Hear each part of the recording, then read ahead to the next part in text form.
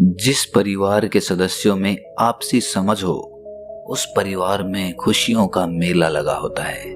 लेकिन आज के समय में हम देखते हैं कि घर के रोज के लड़ाई झगड़े, बेटा अपने बाप की बात नहीं मानता, बहू अपनी सास की बात नहीं मानती, और घर में कमाने वाला युवक अपनी सास और अपनी माँ के झगड़ों के बीच पिसता रहता है। ना उसकी बात उसकी माँ समझती और ना ही उसकी पत्नी समझती, और रोज घर में कलेश होते रहते हैं। आदमी उन्नति करे तो कैसे करे, घर में खुशियां आए तो कैसे आए।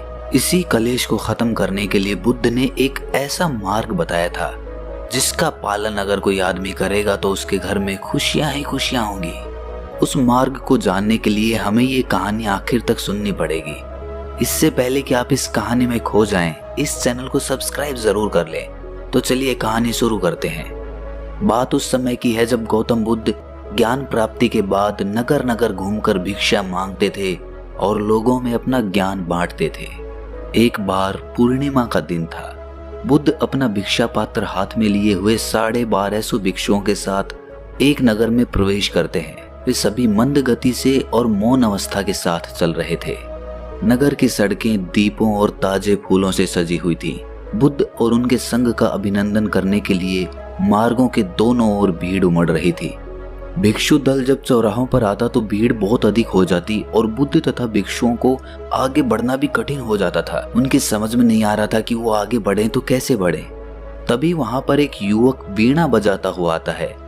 उसके गायन का स्वर बहुत मधुर था। जब वो गाता और वीणा बजाता हुआ आगे बढ़ता तो लोग एक और हो जाते।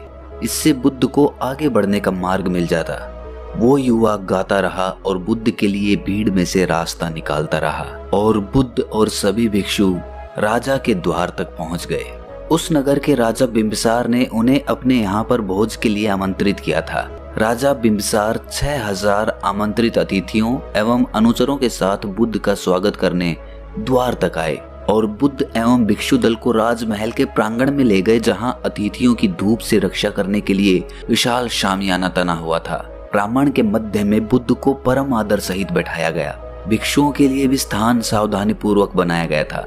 जब बुद्ध अपने स्थान पर आसीन हुए तो राजा ने अन्य सभी को अपने अपने आसनों पर विराजमान होने का निवेदन किया। इसके बाद बुद्ध और दूसरे भिक्षुओं ने भोजन ग्रहण करना शुरू किया। राजा बिंबिसार और दूसरे लोग उस समय पूर्णतः मौन रहे जब तक बुद्ध और भिक्षुओं ने भोजन ग्रहण नहीं किया। उनकी शांत तथा आनंदपूर्ण मुद्रा से समस्त राज्य के अतिथि अत्यधिक प्रभावित हुए। जब बुद्ध और 1200 भिक्षु भोजन कर चुके तो उनके भिक्षा पात्र ले लिए गए और उन्हें साफ करके उन्हें लौटा दिए गए। इसके बाद राजा बिंबिसार ने बुद्ध की ओर अभिमुख होकर हाथ जोड़े। राजा की इच्छा समझते हुए बुद्ध ने धर्म की देशना आरंभ की। उन्होंने पंचशील मार्ग की चर्चा करते हुए कहा कि इन्हें जो भी व्यक्ति अपनाता है उसके परिवार में और उसके राज्य में हमेशा शांति एवं प्रसन्नता बनी रहेगी। घर में खुशियां ही खुशियां होंगी।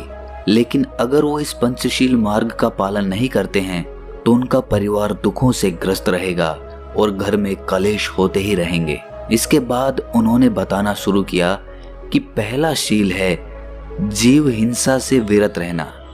आप सोच रहे होंगे कि जीव हिंसा से परिवार की खुशियों का क्या लेना देना। इस पर बुद्ध ने बताया कि इस शील का पालन करने से करुणा भाव जागृत होता है। सभी प्राणियों को मृत्यु का डर होता है। जैसे हमें अपने प्राणों का मोह होता है, उसी तरह हमें अन्य प्राणियों के प्राणों को समझना चाहिए। हमें केवल मानव हिंसा ही नहीं करनी चाहिए, वरन अन्य प्राणियों की हत्या करने से भी बचना चाहिए। हमें मनुष्य, पशुओं और पेड़ पौधों के साथ भी अहिंसा के भाव से रहना चाहिए। यदि हम अपने हृदय में प्रेम का भाव रखें तो हम कष्टों को कम करके जीवन को आनंदपूर्ण बना सकते हैं। यदि प्रत्येक नागरिक अहिंसा का व्रत ले ले तो सभी परिवारों में शांति बनी रहेगी। जब लोग एक दूसरे के जीवन का आदर करेंगे तो पड़ोसी में और घर के सदस्यों में कोई कलह नहीं होगी। दूसरा शील है चोरी से विरत रहना। किसी आदमी को यह अधिकार नहीं कि वो दूसरों की कमाई से अर्जित धन संपदा खुद इस्तेमाल करे। दूसरे की वस्तुओं को हथियाने का प्रयास करना दूसरे शील का उल्लंघन है। दूसरों को धोखा मत दो या अपने प्रभाव का प्रयोग करके अन्य सदस्यों की वस्तुएं मत छीनो। हम देखते हैं कि परिवार में ज्यादातर झगड़े इसी बात पर पनपते हैं कि घर का दूसरा सदस्य कमा रहा होता है जबकि पहला सदस्य बैठकर खा रहा होता है। लेकिन दूसरा सदस्य कब तक कमाएगा? उसकी खून पसीने की कमाई उसी की है, उस पर उसी का हक है। और जब आप सक्षम होते हुए भी नहीं कमाएंगे तो स्पष्ट है कि घर में लड़ाई झगड़े पनपेंगे ही। एक उम्र तक बाप का हक होता है बेटे को पालना पोसना, लेकिन उस उम्र के बाद भी जब बेटा कमाने नहीं लगता तो बाप को गुस्सा आने लगता है, जिससे घर में लड़ाई झगड़े पनपने लगते हैं। और यही कहानी भाइयों की होती है। दो भाइयों में से एक भाई कमा रहा होता है और दूसरा बैठ के खा रहा होता है। इससे परिवार फटने लगता है। इसीलिए दूसरों की कमाई पर निर्भर ना रहें। अगर आप खुद सक्षम हैं काम करने के तो खुद खून पसीने की कमाई से अपना धन जुटाएं। इससे परिवार में बंटवारा नहीं होगा। तीसरा शील है व्यभिचार से विरत रहना, यानी कि शरीर संबंध केवल पति पत्नी के बीच रहने चाहिए। इस शील का पालन करने से परिवार में विश्वास और खुशी बढ़ती है। यदि आप प्रसन्नता चाहते हैं, घर में खुशी चाहते हैं, तो बहुत सी रखेलों को मत रखिए। आजकल हम देखते हैं कि समाज में कितने तलाक हो रहे हैं। पति पत्नी में विश्वास ही नहीं रहा है। अगर पति अपने काम के सिलसिले में किसी औरत से बात कर रहा है तो पत्नी को शक हो जाता है, और यही बात पत्नी के साथ भी लागू हो जाती है, जिससे दोनों में विश्वास की बुनियाद नहीं बन पाती है। और अगर पति पत्नी में ही विश्वास नहीं रहेगा तो परिवार कैसे चलेगा? परिवार में खुशियां ही कैसे आएंगी? लेकिन अगर आपका आचार व्यवहार अच्छा है तो पति और पत्नी दोनों को एक दूसरे के बारे में पता चल ही जाता है, क्योंकि वो दोनों एक दूसरे के बहुत करीब होते हैं। तो अगर आप अपनी जगह सही हैं तो आपका परिवार हमेशा बना रहेगा और उसमें खुशियां भी आएंगी। चौथा शील है असत्य भाषण से दूर रहना। ऐसे वचन मत बोलिए जिससे विभाजन हो या घृणा बढ़े। आपके वचन सत्य पर आधारित होने चाहिए। हाँ कहने का अर्थ हाँ हो और नहीं कहने का अर्थ नहीं। शब्दों में विश्वास और प्रसन्नता जगाने की शक्ति होती है। शब्द ही गलतफहमी और घृणा भी पैदा कर सकते हैं, यहाँ तक कि उनके कारण हत्या और युद्ध होना भी संभव होता है। इसीलिए कृपया शब्दों का प्रयोग अधिकतम सावधानी से करें। हम देखते हैं कि घरों में जो सास बहू के झगड़े होते हैं वो सिर्फ भाषा की वजह से ही होते हैं।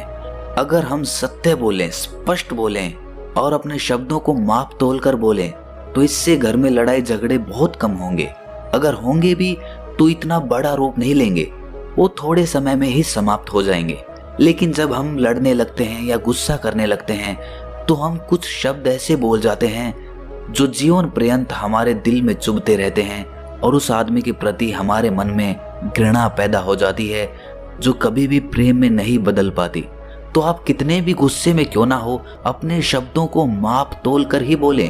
ऐसा कोई भी शब्द ना बोलें जिससे दूसरे के दिल में आपके प्रति घृणा पैदा हो जाए। जिस बात पर आपकी चर्चा हो रही है उसी विषय के बारे में बोलें, दूसरे विषय को बीच में मत लेकर आएं। पांचवा शील है मद्यपान या नशीले पदार्थों से दूर रहना। मद्यपान और उत्तेजक पदार्थों के सेवन से चित्त की स्पष्टता समाप्त हो जाती है।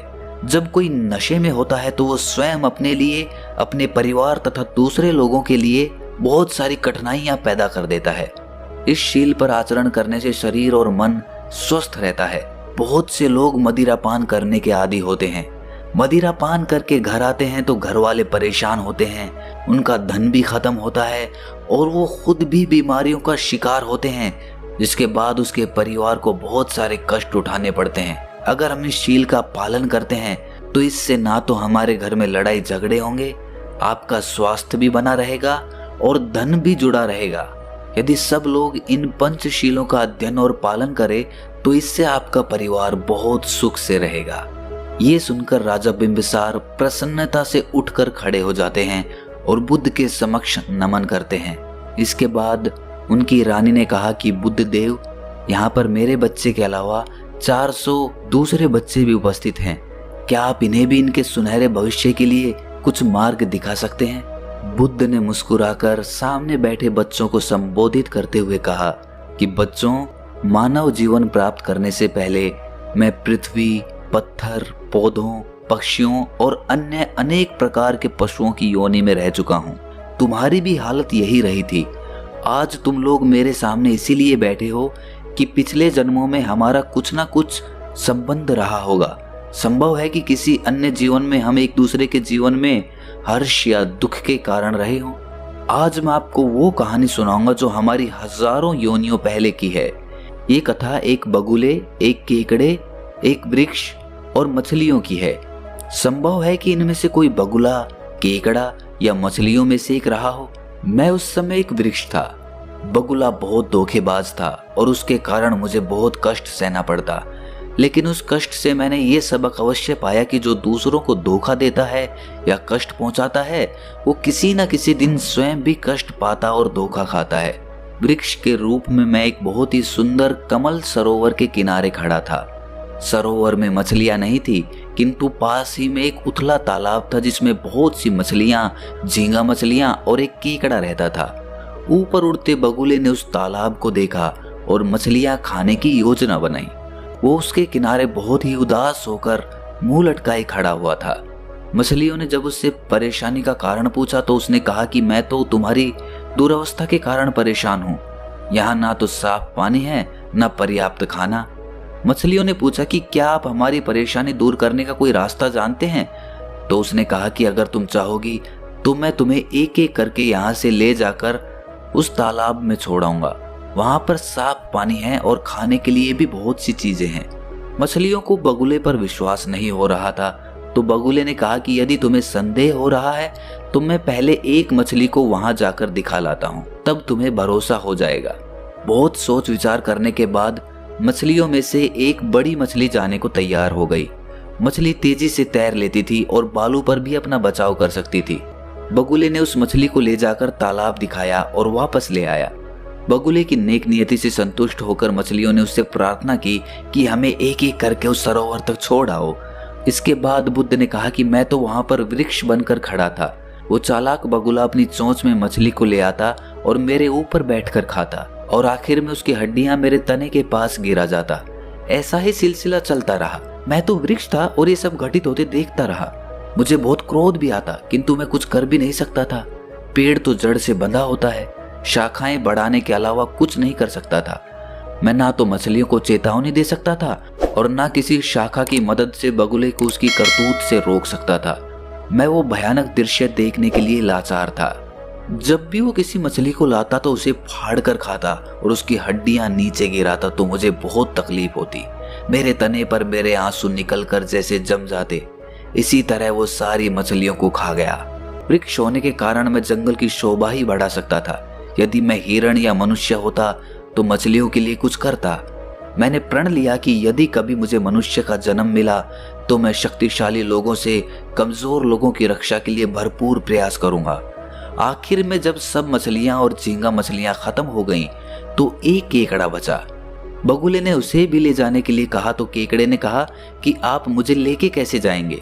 आपकी चोंच तो पतली है। अगर मुझे संभाल ना पाए तो मैं जमीन पर गिरकर मर जाऊंगा। इसीलिए अगर मुझे ले चलना है तो अपने दोनों पंजों से मैं आपका गला पकड़ लेता हूँ। सरोवर में पहुंचकर मैं आपका गला छोड़ दूंगा। बगुला इस पर सहमत हो गया। बगुला केकड़े को लिए मेरे ऊपर ही आ बैठा तो केकड़े ने कहा कि आप मुझे सरोवर न ले जाकर यहाँ क्यों ले आए? तो बगुले ने कहा कि कोई भी बगुला इतना मूर्ख नहीं हो सकता कि मछलियों को एक तालाब से दूसरे तालाब तक ले जाकर छोड़ता फिरे। क्या तुम नीचे मछलियों की पड़ी हड्डियां नहीं देख रहे? अब तुम्हारी जिंदगी भी इसी प्रकार समाप्त होनी है।